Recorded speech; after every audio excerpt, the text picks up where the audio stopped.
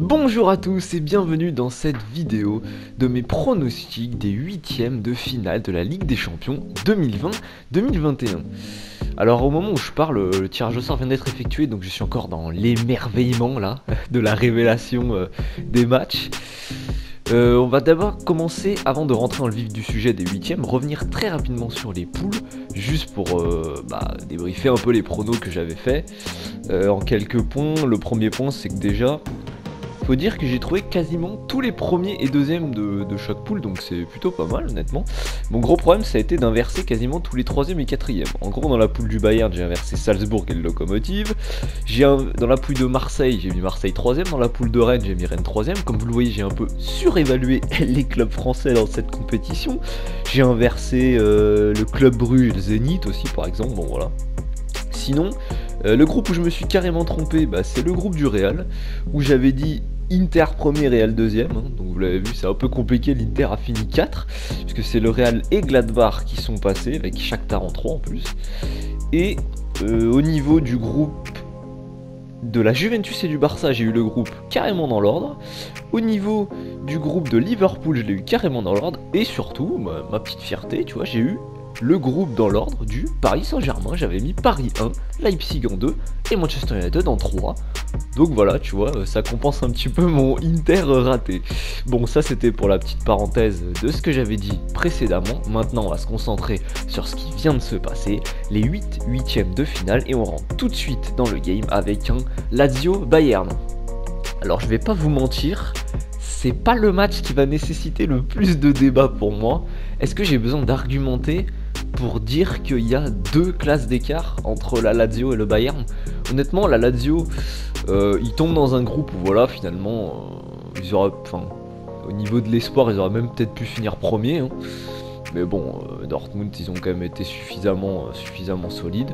Mais bon, la Lazio, c'est un bon deuxième. Voilà, ils ont bien profité du groupe qu'ils ont eu. Maintenant, je pense que le Bayern va vite les rappeler à l'ordre. Et puis, je vais pas parler 10 ans. Ce sera pour moi, évidemment, une qualification du Bayern. J'enchaîne tout de suite avec une confrontation, là, déjà beaucoup plus compliquée. L'Atlético Madrid face à Chelsea. Pourquoi c'est compliqué? Parce que déjà l'Atlético Madrid, est-ce que c'est pas depuis, on est en 2020, depuis 6-7 ans, l'équipe la plus chiante à jouer sur 2 matchs? Parce que putain, faire un aller-retour contre une équipe qui est toujours capable de te faire 1-1 chez toi, c'est très chiant. Maintenant, on connaît leur style de jeu qui, va convenir parfaitement face à Chelsea, puisqu'ils vont leur laisser le ballon, Chelsea ils veulent le ballon, donc c'est parfait. Je pense que l'Atlético est dans les meilleures dispositions pour ce match. N'oublions pas qu'ils sont très bien placés en Liga, même on va dire qu'ils ont très bien commencé le championnat. Là cette année c'est pas genre, ouais ils font des bons contres, non, en fait ils jouent pas mal honnêtement, ils jouent plutôt bien. Donc attention gamin Atlético Madrid, j'ajoute que t'as quand même un joueur en plus qui est Luis Suarez, qui pour moi peut faire une différence sur ce genre de match. Mettre le but qu'il faut au moment qu'il faut, ça peut jouer, bien sûr. Simeone est toujours là avec ses corrones, comme on dit, donc bon, ça, il n'y aura aucun problème au niveau de la grinta, de l'état d'esprit, hein. Ça, c'est aucun problème. Maintenant, on a vu aussi l'Atlético cette saison perdre contre le Barça, perdre contre le Real. Donc, pour une équipe qui là, on parle de Ligue des Champions quand même, ouais, t'as perdu quand même contre le Real et contre le Barça. Alors, techniquement, ça paraît pas scandaleux de le faire, mais du coup, ça casse un peu cette dynamique de début de saison. Tu te dis, quand même, l'Atlético, c'est fort, c'est solide et tout. Ouais, ça perd contre 2 grosses équipes.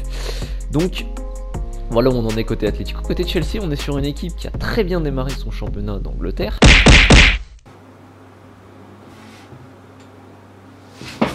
qui a du talent à tous les postes, mais vraiment hardcore je trouve cette année. Une équipe qui joue bien, une équipe qui se débrouille pas mal, une équipe qui a des jeunes, du potentiel, du talent, tout ce que tu veux, des joueurs de la formation, mais les défenseurs centraux ils marquent des buts. Giroud il joue jamais, quand il joue il met un quadruplé en Ligue des Champions, on sait pas ce qui se passe. Voilà, donc on est sur une équipe vraiment où ça part dans tous les sens, il y a le feu, ça joue bien. C'est l'équipe que tu as envie de voir en fait cette saison. Qui donc se prend l'une des équipes les plus chiantes à jouer. Donc Chelsea va avoir le ballon, hein, ça y aura pas de souci. Maintenant, est-ce qu'ils ont Parce qu'ils ont beaucoup de jeunes, je l'ai dit. Est-ce qu'ils ont assez de capacité mentale, tu vois, bien rester dans le match? Alors, l'avantage, c'est que t'as quand même des mecs comme voilà, Thiago Silva, des Giroud, bon, là je parle en termes d'expérience, des mecs, voilà, ils savent ce que c'est jouer un match de Ligue des Champions, voilà, t'as des trentenaires et tout, donc voilà. Mais il y a quand même plus de jeunes, il y a quand même des joueurs qui, moi, dans l'effectif de Chelsea, ne m'inspirent pas confiance au très haut niveau, genre Werner. Ouais, pour l'instant, à chaque fois qu'il y a des gros matchs et tout, pas vraiment concluant, je trouve. Kai Havertz, pour l'instant, bon, après, là, il est moyennement titu et tout, bon, mais il a pas convaincu pour moi.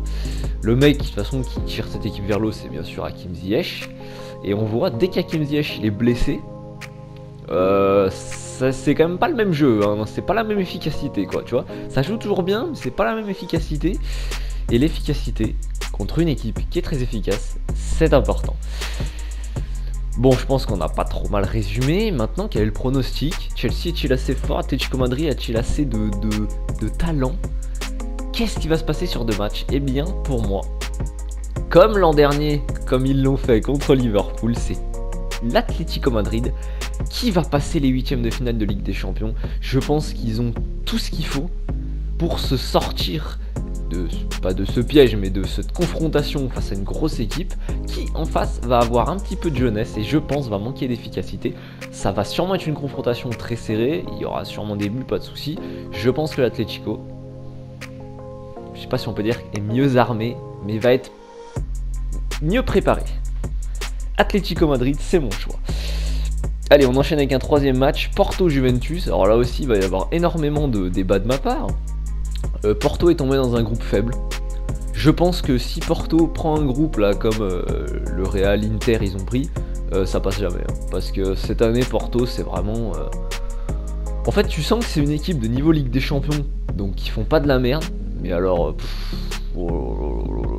C'est Porto, ils nous ont toujours habitués à sortir des Portugais de nulle part, des Brésiliens, des Colombiens, des mecs qu'on connaît pas, puis qui arrivent, qui mettent 15 dribbles et tu fais mais attends, mais il est super fort ce mec là, techniquement il est incroyable.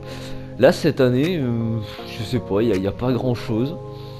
L'effectif est pas il fait pas rêver, il n'y a pas de pépites, moi je suis pas emballé par cet effectif de Porto. Et tu tombes contre la Juve, alors même si la Juve est pas en forme et que dès que tu leur enlèves Cristiano Ronaldo, ça commence à bégayer au niveau du jeu, je vois pas comment Porto peut aller déstabiliser la Juventus Turin quoi. Enfin, je veux dire, même si tu vois, on commence le match, allez, Porto il marque, je vois même pas Porto gagner, tu vois. Franchement, la Juve, ils sont certes pas incroyables, enfin pour moi ils sont pas impressionnants. Après tu vois, quand t'as Cristiano Ronaldo dans ton équipe, forcément ça fait mal au derche, tu vois. Mais moi ils m'ont pas impressionné, je pense qu'ils vont pas nous impressionner contre Porto, mais ils vont être une classe au-dessus. Donc je mets la Juventus Turin. Maintenant on va passer à un 4e match qui sera Atalanta Bergame Real de Madrid. Alors... ça tombe bien que je fasse cette vidéo maintenant, puisqu'on vient d'apprendre une news qui est que visiblement Alejandro Gomez se serait battu avec son entraîneur Gasparini, tout ça pour se barrer en janvier puisque c'est plus possible. Donc déjà de base, je pense que le Real était favori, mais alors là, si vraiment Alejandro Gomez se casse en janvier, ça change tout, puisque c'est un argument de poids quand même dans ce match-là, Alejandro Gomez. Si tu l'as plus, c'est plus la même équipe, c'est plus le même match. Donc là, je vais essayer de faire partir du principe qu'il puisse avoir ces 2 Atalanta, celui avec et celui sans Alejandro Gomez, puisque pour moi c'est pas exactement la même plaidoirie, même si le pronostic sera sûrement similaire. Je pense que le Real Madrid a montré dans les poules qu'ils étaient un peu faiblards, mais que quand il fallait foutre le but pour se qualifier, foutre l'intensité, faire le match qu'il faut, ils ont montré que ils étaient supérieurs à Inter, au Shakhtar et à Gladbach. Alors de pas grand chose certes, mais ils sont là, ils sont premiers en ayant souffert. Des fois souffrir en poule, ça permet de mieux aborder les matchs de 8e un peu compliqués et tout comme ça, parce que du coup t'es dans le rythme, tu t'es dit oula attends je me suis fait peur, je sais comment élever mon niveau de jeu pour passer, donc je vais le refaire. Clairement, s'il n'y a pas Alejandro Gomez, pour moi l'Atalanta n'a absolument pas les armes. C'est une équipe bien rodée, mais c'est une équipe bien rodée, sublimée par un gros joueur comme ça. Alors des fois t'as des fulgurances d'Ilicic, des mecs comme ça, mais tu vois Ilicic sortir une masterclass contre Enfin, 8ème de Ligue des Champions comme ça, tout seul, sans Alejandro Gomez, avec un effectif où il n'y a pas trop de talent, contre le Real Madrid.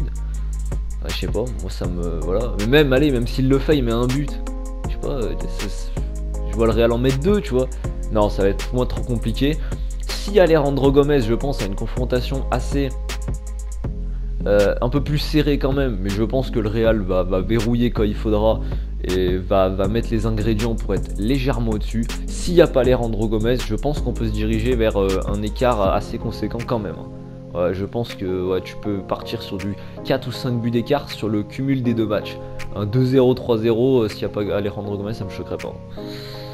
Donc voilà, je pars sur le Real de Madrid, que Alejandro Gomez soit là ou pas. Le 5ème match qu'on va proposer sera le Borussia Mönchengladbach face à Man City. On peut dire que j'ai commencé peut-être par une petite surprise quand même en mettant l'Atlético Madrid vainqueur du duel face à Chelsea. Je vais tenter ma deuxième surprise. Pour moi, le Borussia Mönchengladbach va sortir Manchester City. Pourquoi? Ça c'est le plus compliqué. Manchester City, pour les avoir vus jouer pas mal de fois en Première Ligue cette saison, ne m'impressionne pas. C'est-à-dire que tu regardes Manchester City, tu vois Kevin De Bruyne, tu fais oui d'accord, on est sur un top 3 joueur mondial sans problème, tu vois. Quand le mec, quand il est pas fatigué, bon, tu peux pas l'arrêter, tu peux pas l'empêcher de faire des passes incroyables. Il peut tirer du milieu de terrain, pied gauche, pied droit, faire des passes. Il peut jouer dans la surface, il peut jouer dans son camp, tu peux rien faire avec Kevin De Bruyne. Vraiment, passe longue, passe courte. C'est un top 3 joueur mondial quand il est en forme, quoi, sans problème. Donc forcément, quand tu es mené par un mec comme ça, voilà, bon, quand tu joues évidemment avec Guardiola, évidemment, c'est pas mal, tu vois, ça joue bien dans les espaces et tout. Bon, voilà, Sterling, c'est un joueur quand même de classe. Riyad Mahrez, quand il part dans des dribbles, va l'arrêter, parce que, bon, voilà. Hein. Mais sinon, on est quand même sur une équipe de City qui est assez faiblarde contre les gros, tu vois, qui peut pas battre Liverpool, qui peut pas battre United, qui galère un peu quand même, tu vois, un peu plus souvent que d'habitude. Est-ce que c'est pas finalement le reflet d'un jeu de Guardiola qui s'essouffle? Moi je pense que si, clairement. C'est-à-dire que lui il a décidé de faire son jeu jusqu'au bout, tu vois, et tout, bon, voilà. Sauf que là ça fait quoi, 4 saisons déjà de Première Ligue. Et qu'est-ce qu'on est en train de remarquer? Que les autres équipes de Première Ligue, elles ont compris, elles font ouais, on joue Guardiola, ça joue dans les espaces. Si tu fermes les espaces, déjà le match est un peu moins compliqué. Bah oui, mais voilà. Après, les joueurs ont pas trop changé. Alors quand tu joues contre De Bruyne, c'est très compliqué d'arrêter De Bruyne. Mais au bout de 3-4 saisons, tu commences à comprendre comment il joue De Bruyne, tu vois. Bon, donc il va passer de, je sais pas, 95% d'efficacité à 82. Et tu vois, c'est un exemple un peu brut, mais c'est un peu ça. Donc le jeu devient légèrement moins efficace, puis voilà, puis bon. City ne me convainc pas, tout simplement. La poule de Ligue des Champions, elle m'aide pas à me convaincre, puisque tu joues un Porto, comme je l'ai dit, pour moi, il se qualifie vraiment parce qu'il n'y a rien derrière, quoi. Marseille et Olympiakos, bon, comment tu veux juger la puissance de City dans un groupe pareil, qui est catastrophique. Ensuite... alors l'avantage c'est qu'ils ont fait le boulot, tu vois, ils ont pas été mis en difficulté. S'ils avaient été mis en difficulté, genre une fois quand même contre Porto ou contre Marseille, t'aurais dit ah ouais quand même, bon là c'est grave. Non. City ils ont pas été mis en difficulté, ils ont été au-dessus de tout ça, mais c'est pas un groupe référence, quoi. Ensuite, on va passer à Gladbach, puisque maintenant j'ai quand même mis Gladbach gagnant, mais pourquoi? Parce que on va me dire, mais attends, championnat d'Allemagne, Gladbach, c'est pas non plus incroyable et tout. Non, c'est vrai, ils sont pas leaders, hein, ils sont pas incroyables, ils mettent pas d'étoiles à tout le monde. En revanche, en Ligue des Champions, puisque c'est de ça qu'on parle, ils ont quand même montré qu'ils étaient capables de mettre en difficulté 3 équipes de niveau Ligue des Champions dans leur poule. C'est-à-dire le Real Madrid, l'Inter Milan et le Shakhtar Donetsk. Parce que même le Shakhtar, qui est pour moi l'équipe la moins forte là, de ces 4, faut aller se les fader le Shakhtar, tu vois. D'habitude, c'est une équipe qui finit 2ème, 3ème. Ils ont fini 3ème d'ailleurs cette année. Là, quand tu te dis que c'était la 4ème peut-être pire équipe de la poule, faut se les taper, quoi. Le souci donc pour Gladbach, c'est plutôt le manque peut-être d'efficacité dans leur championnat et tout, tu vois, où bon, finalement ils sont pas incroyables. Au terme de résultats, je parle. Par contre, c'est une équipe qui met beaucoup de buts, c'est une équipe qui est très cohérente dans son jeu, c'est vraiment une équipe typique allemande, c'est-à-dire que, ah ouais, tu m'as mis 3 buts, mais je vais t'en mettre 4, moi. Donc, dans une confrontation sur 2 matchs contre une équipe un petit peu faiblarde comme City, comme je pense que City l'est, déjà il va y avoir des buts. Et on a vu que City déteste ce genre d'équipe qui est capable de sortir des matchs sortis de nulle part. On l'a vu, Guardiola en Ligue des Champions, c'est mon dernier point d'argumentaire qui va faire que je penche pour Gladbach, c'est que Guardiola, ça fait combien de temps qu'il nous déçoit en Ligue des Champions? C'est-à-dire que tu te fais sortir par le Monaco de Jardim, alors d'accord, Monaco, il y a Kylian Mbappé, il y a Bernardo Silva, il y a Bernard Mendy, il y a Benjamin Mendy, pardon, le quiproquo est violent. Enfin, tu vois, il y a cette équipe-là incroyable de Monaco, hein, les Fabinho et tout. N'empêche que City, au moment où ça joue, bah t'as quand même une équipe qui est vraiment forte et tu passes pas. Bon, c'est ta première année et tout, ok, ouais. T'arrives, Liverpool, ouais, match aller, tu mets pas Sterling, d'accord? Pourquoi? On sait pas. Tu perds le match et au final tu perds la double confrontation. Ok, super. Ensuite, qu'est-ce que tu joues? Tu joues Tottenham. Ah ouais, bah le match il doit être gagné 5-3, au retour c'est un scandale. Ouais, mais vous vous rappelez du match aller où Tottenham gagne 1-0 et Manchester City est complètement moyen? Ouais, bah ce match-là il a existé aussi, hein. Une double confrontation, c'est 2 matchs, je le rappelle, c'est pas 1.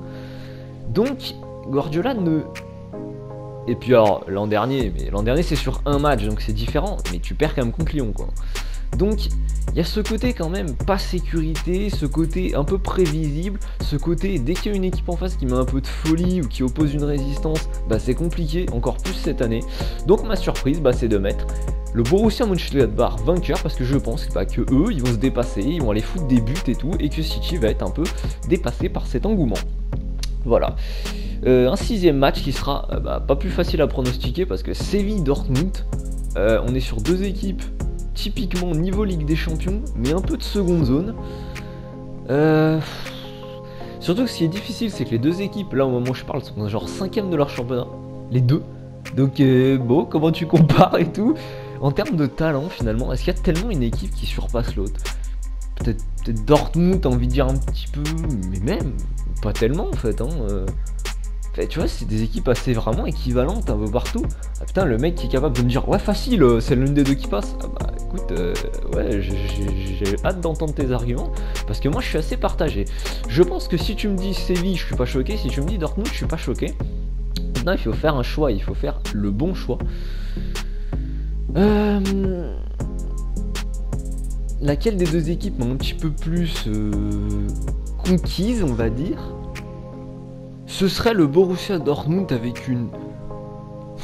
Comment dire? Une solidité peut-être légèrement meilleure. Alors, j'ai même pas encore parlé de ça, mais on est obligé de le prendre en compte. Bah, Lucien Favre vient de se faire virer par Dortmund. Donc oui, ça change des choses, parce que par exemple, à Dortmund, ils viennent de se prendre 5-1 contre Stuttgart en championnat. Oui, bah c'est quand même grave, hein. 5, ça commence à faire beaucoup, hein. C'est pas une petite défaite. Sauf que bah du coup Lucien Favre n'est plus là, donc forcément peut-être, donc avec un nouvel entraîneur, peut-être un nouveau style de jeu, un nouveau système, etc. Je pense quand même que donc, comme je le disais avant, Dortmund a pour moi une capacité à être plus solide, plus importante que Séville. Maintenant il faut, en plus le temps là d'arriver quand même au 8ème de finale, on parle quand même de au moins 2 mois, tu vois. Bah déjà t'as tout le mois de janvier, là t'as fin aussi, t'as fin décembre, t'as le mois de janvier pour s'habituer à un nouvel entraîneur, à retrouver un peu une dynamique, plus bah la moitié du mois de février et tout, enfin voilà quand même, donc t'as bien 2 mois quoi. Je pense que Dortmund peut trouver son rythme, et à mon avis c'est l'équipe des 2 qui a le plus de possibilités sur le terrain en termes voilà, défensifs, solidité et tout. Je pense que ça va peut-être pas être une confrontation incroyable, tu vois. Peut-être que ça va sentir que ça manque un petit peu de talent pour la Ligue des Champions. Je dirais quand même Dortmund. Donc je parie sur les Allemands. On part avec un 7ème match qui sera encore avec des Allemands, Leipzig-Liverpool. Liverpool a montré contre l'Atalanta que, notamment en leur mettant 5-0 chez eux là-bas, à un moment où Liverpool n'était pas dans la meilleure forme de leur vie, que c'est une très grande équipe. Alors tu n'as plus Van Dijk, ça c'est le gros hic. Peut-être que ça jouera dans des confrontations futures. Moi je pense quand même que pour affronter Leipzig ça changera pas tellement grand chose. J'ai du mal à voir comment Leipzig pourrait réellement déstabiliser Liverpool sur 2 matchs. Je dis bien sur 2 matchs parce que sur un, bien sûr, ils ont été capables contre Paris, contre United. Voilà, c'est pas une équipe de ranquignol non plus, Leipzig. Par contre, Liverpool, c'est qu'il y a quand même un calibre là. Enfin, je veux dire, t'as quand même du Salah Mané. Quand tu joues ça, faut être préparé, tu vois. C'est des mecs qui te mettent en difficulté sur chaque action. Il va y avoir le retour de Thiago Alcantara, ce genre de mec qui, on le sait, sur un ballon, il fait toute une différence. Je trouve qu'il y a trop de joueurs de talent, Robertson, Alexander-Arnold, même Diogo Jota, enfin quand tu vois l'apport qu'il a depuis le début de saison, il y a quoi vraiment du côté de Leipzig? Parce que Leipzig, on va prendre un peu ce qu'ils font. Moi je trouve que ils ont perdu Werner, mais je les trouve pas moins forts que l'an dernier. Honnêtement, je les trouve à peu près pareil, hein, ils ont pas régressé. Par contre, je vois pas en quoi ils ont progressé.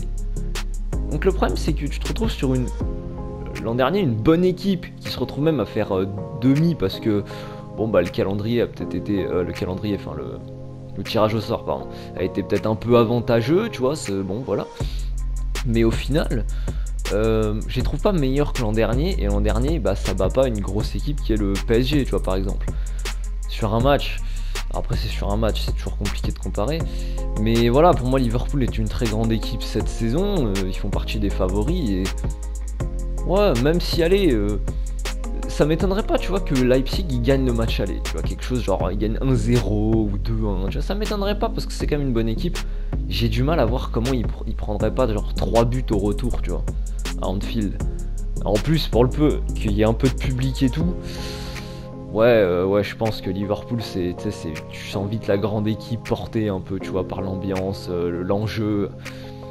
Je les vois pas craquer contre Leipzig, donc je vais partir sur Liverpool, qui va assumer son rang. Et le dernier match, et non des moindres, peut-être l'un des plus intéressants en tant que supporter français de foot, tu vois, enfin, en tant que français, de notre point de vue, puisque le Barça face au Paris Saint-Germain, c'est une confrontation qu'on a déjà vue, c'est une confrontation qui fait beaucoup parler, et c'est une confrontation où il y a plein d'arguments dans le débat. Déjà, le PSG favori. Là, le PSG est favori, hein. Cette fois, ça y est, ce cap est franchi, tu es favori par rapport au Barça, comparé à d'autres saisons.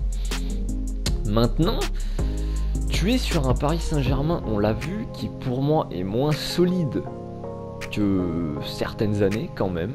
T'as Tourelle, il change de système tous les 4 matins. Oui, ça y est, j'ai trouvé mon système. Ouais, au bout de 4 mois, bah c'est bien. Et au fait, on se rend compte que tu joues contre Lyon et t'arrives même pas à gagner. Enfin, tu n'as même pas gagné, si tu perds. T'arrives même pas à marquer un but, par exemple. Donc voilà, Lyon, qui certes faisait demi-Ligue des Champions l'an dernier, mais bon, c'est pas non plus l'équipe que tu... Hein, si Lyon avait été en Ligue des Champions cette année, c'est pas l'équipe que t'aurais mis favori, tu vois. Donc, je sais pas, il y a le match aussi contre Monaco, ils mènent 2-0, ils se font reprendre, ils perdent 3-2. Tu vois, il y a toujours des inquiétudes avec cette équipe. Tourelle qui met Danilo Pereira dans une défense à 3 en défenseur central. Des trucs comme ça, tu comprends pas pourquoi, ce qui se passe. Bon. T'arrives contre un Barça qui est malade, clairement, qui ne va pas bien partout, à tous les postes. T'as l'impression que même le jardinier, là, il est en mode ah putain, c'est chaud en ce moment, le Barça, t'as la pelouse, ça va pas et tout. T'as l'impression qu'il n'y a rien qui va dans ce club. Est-ce que c'est pas finalement le truc le plus dangereux? C'est de croire que comme tout va mal se passer pour le Barça. C'est pas si sûr parce que. Alors oui, on a vu un Barça. Bon bah heureusement qu'ils prennent 2 équipes moisies quand même en poule de Ligue des Champions. Et après ils prennent la Juve. Alors tu vois, ils font mon premier match contre la Juve. Et puis quand il a fallu mettre un peu d'intensité, mettre tu vois, le pied on va dire pour garder cette première place, qu'est-ce que t'as fait? Tu t'es effondré 3-0 contre la Juve. Et tu te retrouves à jouer Paris. Comme exemple, la Juve a fini premier, joue Porto. Alors on sait qu'un tirage au sort c'est pas linéaire comme ça, mais voilà, la Juve se retrouve à jouer Porto, tandis que toi tu te retrouves à jouer le PSG. Bon courage. Est-ce que il y a vraiment tant d'inquiétude que ça du côté du Barça? Oui, c'est une vraie question. Parce qu'évidemment le jeu n'est pas léché comme les années d'avant, il y a des problèmes comme je l'ai dit à quasiment tous les niveaux, ça va pas. Mais finalement, sur le terrain, d'accord, prenons les points positifs du Barça, tu commences le match, t'as Messi, d'accord. T'as des mecs comme Griezmann, je sais pas, Jordi Alba, qui qu'on peut citer, Pjanic, tu vois, y a pas de mecs quand même dans l'effectif, qui sont du niveau, sur le papier je parle, hein, Ligue des Champions, et que là on parle donc d'une double confrontation de seulement 2 matchs, et qu'en fait tu peux être nul dans ton championnat, tu peux finir 5ème, j'en sais rien, ce serait quand même grave si le Barça finit 5ème, on va dire allez, tu peux finir 4ème derrière Atlético, le Real, mais loin derrière, et ça t'empêche pas d'arriver en coupe sur 2 matchs et de mettre en danger n'importe quelle équipe, parce que de toute manière quand tu as Messi dans une équipe, tu es dangereux. Même si tu mets 10 peintres en bâtiment à côté, tu es dangereux, c'est tout. Tu as Messi, le mec qui peut faire n'importe quelle différence, n'importe quelle passe, n'importe quelle frappe, etc. Alors, évidemment, si on parle du PSG comme favori, c'est parce que Messi n'est plus au niveau du Messi qu'on a connu les années d'avant, et que de l'autre côté, tu as des Neymar, Mbappé, Verratti, Marquinhos au PSG qui, eux, clairement, montrent un niveau d'un joueur vraiment Ligue des Champions plus. Maintenant, comment on fait pour choisir entre Paris et le Barça? On regarde aussi les dynamiques. Alors, tu vois, on va dire là, oui, le PSG ils sont même pas premiers de Ligue 1. Bah finalement, est-ce que c'est pas ça le meilleur point pour le PSG? Est-ce que c'est pas ça le truc le plus positif, d'avoir pour une fois de la concurrence? Et le PSG, on va être obligé là. Maintenant, il va être obligé de jouer sérieusement tous les matchs de Ligue 1 s'ils veulent pas se faire distancer par Lille, Lyon, même Marseille, ne pas se faire reprendre par Monaco, etc. et tout. Ils vont être obligés d'avoir plus de résultats, d'être plus efficaces, donc d'être plus performants. Et un PSG qui est obligé de se dépasser en Ligue 1, chose qu'il n'a jamais eu à faire les années d'avant. Est-ce que finalement c'est pas la meilleure chose pour se mettre dans le match face au FC Barcelone? Alors évidemment, quand tu joues Lyon, Marseille, Lille, tu joues pas contre Messi. Ça on est d'accord. Tu joues pas contre une institution non plus. Ça on est d'accord. En revanche, tu joues juste contre une équipe qui a un bon niveau et que tu dois battre. Et ben c'est ce que tu vas devoir faire avec le Barça, c'est tout. C'est contre le Barça, t'es favori. Tu sais que l'équipe en face, elle va te poser des problèmes. Mais tu sais que si t'es à ton niveau, que si tu dépasses comme ça l'adversaire, tu vas gagner. Parce que t'as des joueurs incroyables. Et c'est ce qu'ils vont devoir faire également en Ligue 1. Et je pense qu'en ayant cette dynamique sur les deux côtés, championnat et Ligue des Champions, ça peut les aider notamment à battre une équipe comme le Barça. Et à se mettre au niveau de l'événement, c'est surtout ça. On a souvent on a souvent dit que le problème de Paris finalement c'était la Ligue 1, le fait qu'ils écrasent tout en Ligue 1, bah quand ils arrivent en Ligue des Champions ils n'arrivent pas à se dépasser. Et bah là, cette année, la physionomie est différente, le PSG doit se dépasser contre les équipes de Ligue 1, et donc le PSG doit se dépasser en Ligue des Champions, et le fera plus facilement. Moi je parie donc sur le Paris Saint-Germain. Malgré une confrontation qui sera forcément compliquée. Maintenant, petit récapitulatif, j'ai donc donné comme qualifié pour les futurs quarts de finale le Bayern Munich, l'Atlético Madrid, le Real Madrid, la Juventus Turin, le Borussia Mönchengladbach, le Borussia Dortmund, Liverpool et le Paris Saint-Germain. Voilà, à vous de faire vos pronos, si vous êtes d'accord, pas d'accord, est-ce que mes arguments sont bons ou pas, est-ce que mes choix sont bons ou pas. Franchement, les deux petites tentatives, c'est quand même Gladbach, hein, ça c'est une vraie surprise quand même, et Atlético Madrid, parce que quand on voit Chelsea quand même, c'est une vraie équipe de foot. Je pense que ce sera ça les deux surprises donc de ces 8 matchs. Pour le reste, on part sur le favori gagne, même si j'ai quand même hâte de voir un petit peu ce qui va se passer pour Liverpool-Leipzig et notamment pour le PSG-Barça. J'espère que cette vidéo vous aura plu, que vous êtes d'accord ou pas, il faut le dire, mais il faut le dire avant que les matchs commencent, c'est beaucoup plus drôle. Et on se retrouve du coup pour une vidéo des quarts de finale où il y aura un léger débrief pour dire est-ce que j'avais raison ou est-ce que j'avais tort. Allez, à la prochaine.